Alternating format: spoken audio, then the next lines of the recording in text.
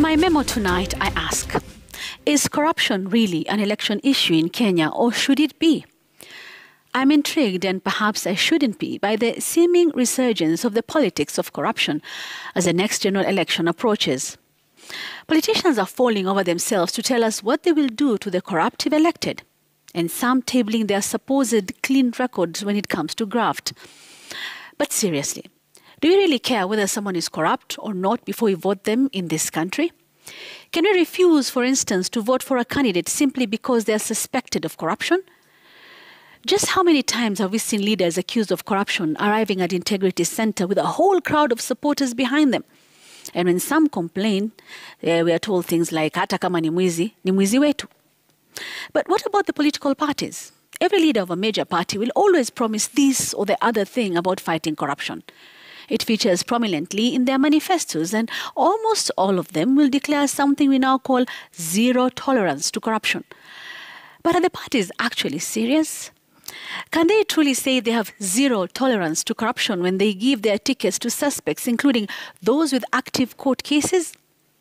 Wouldn't it be great if, for once, we had a political party say to an aspirant, well, since you have been mentioned in this or that case, why don't you clear your name first? And once done, come back, and we can endorse you if you get a clean bill of health.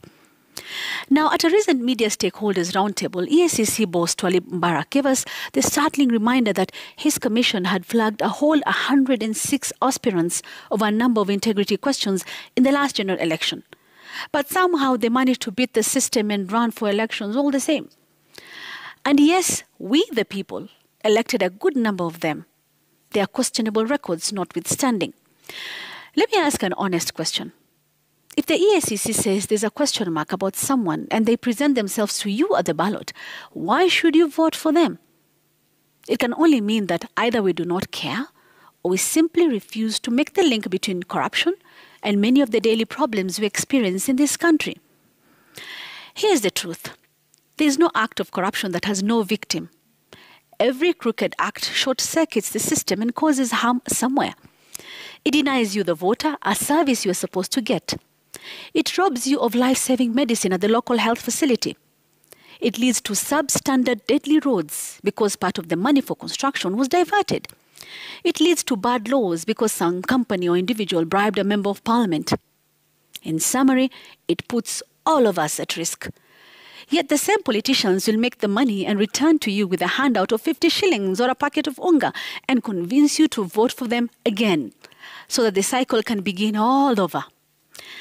Ladies and gentlemen, there's a reason why everything in our constitution somehow ends with the people. If the political party nominates a candidate with corruption question marks, and the EACC lets them off the hook, and the IEBC somehow allows him or her to run, then you, the voter, must be the last line of defense. Will you leave your home and vote for that person, or will you seek an alternative candidate? Here's the bottom line.